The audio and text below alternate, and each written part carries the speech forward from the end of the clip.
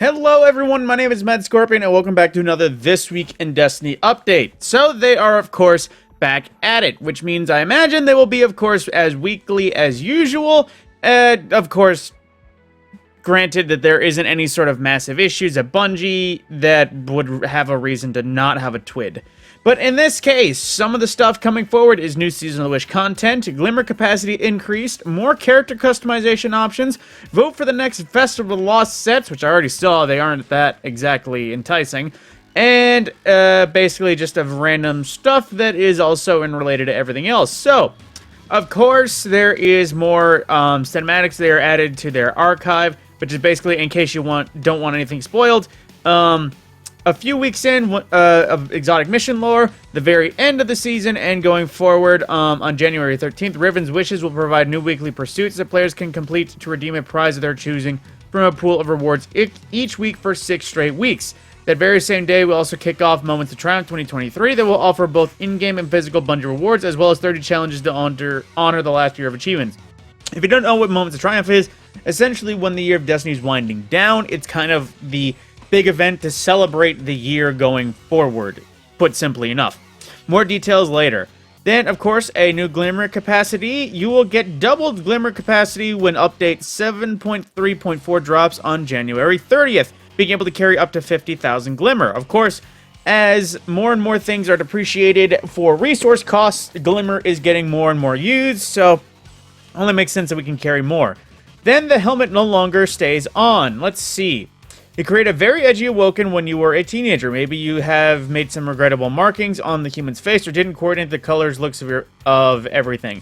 Or perhaps your character's body type no longer represents who you are. For that matter, you're able to change your Guardian's look when character customization goes live in an update before the release of the final shape. To do so, you only need to launch Destiny 2 and notice a new option when you hover over a character in the character selection screen. Basically, if you didn't like how you make your base character, you'll be able to change that. So if you like, or if you have a solid look, or a permanent loadout look that doesn't match the character you made, you can adjust that. You'll be able to modify the appearance of your Guardian anytime without cost or limit to the number of changes. It's taken into consideration that you will be able to change the body type, face, hair, head, and markings. It won't be possible to change from one origin to another, i.e. human, exo, or awoken. That's probably going to be the thing that hits most people most, because I think I've heard a lot of people recently say they wish they could change their character just specifically so they can change their race. But, however, in the March update, we'll be resetting the TWID bounty cap to give everyone more opportunities to customize their look when this feature goes live. We hope being able to customize your character freely will help you refine or redefine your beloved Guardians for years to come. Then, Abracadabra a la cool. So basically, we have another vote going up, and I'm not going to lie, this one's theme, it's real hit or miss for me. Now, keep in mind, I like the theme. The problem is, it is literally Theme 1 or Theme 1 again, just recolored and retooled a little bit.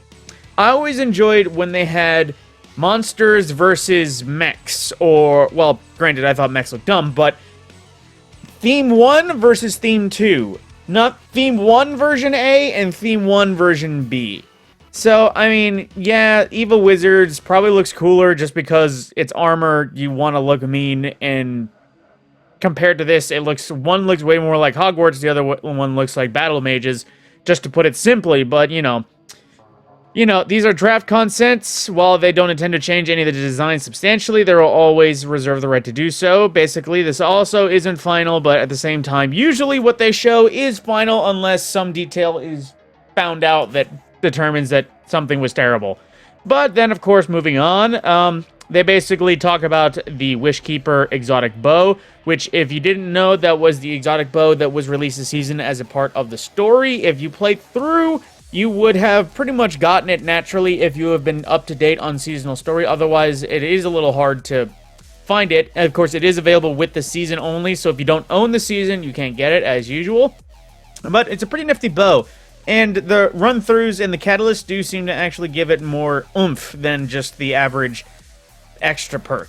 But then as well, there is now a Riven plushie, which I kind of expected to be terrifying, but it is also still kind of cute. So if you wish to get the Bungie reward offer, let's see, has one of the loosely guarded secrets, the latest Bungie reward currently in stock.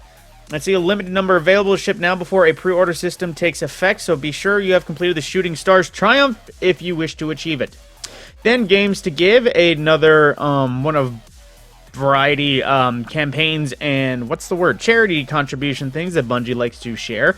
Now, this is another one of those things. If you wish to contribute, there is a variety of extra bonuses you can earn, which, of course, if you want to know more, there are, of course, links and everything in case you want to learn. Then, for new Prime Gaming drops, we have a emote, a sparrow, a ghost, and a ghost projection, which none of this seems quite that old, except for this one, because I think this is old vanilla ghost shell. Regardless, more Twitch drop stuff. Now for the what is broken things. We're investigating an issue in fix this one where Warlord totem spawning has negatively affected all totem spawns in Warlord's Ruin dungeon.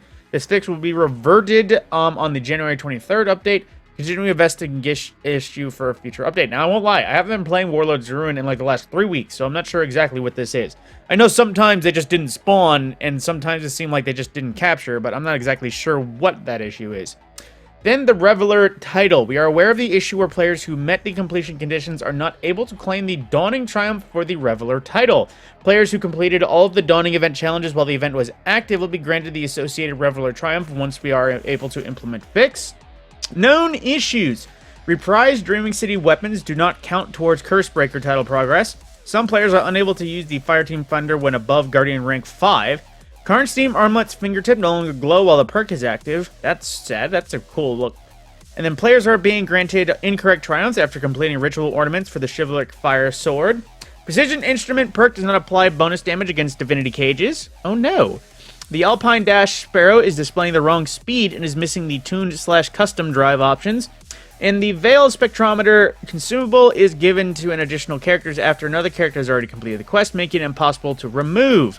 Yeah, that's an issue. And of course, as usual, review the known issues article for a full list, and anyone who observes issues, report them to the help forum. And then with that, we get into a variety of the arts and movies of the week. And oh my god, somebody that made art with the old Halloween sets in the modern day, and somebody actually used the Phoenix Protocol ornament. Oh boy. But aside from that, yep, that is pretty much the TWID. There isn't much more news going forward for the season, aside from, like I said, that little bit about customization coming out soon, the next Festival Laws, although that's not exactly that important. But then, new stuff coming to the season, as well as Glimmer Cap, as well as a few other things. But that's pretty much all they had for us this TWID, or TWID. I'm still gonna say TWID for the rest of my life, probably. But with that, my name is Mad Scorpion, and thank you for watching.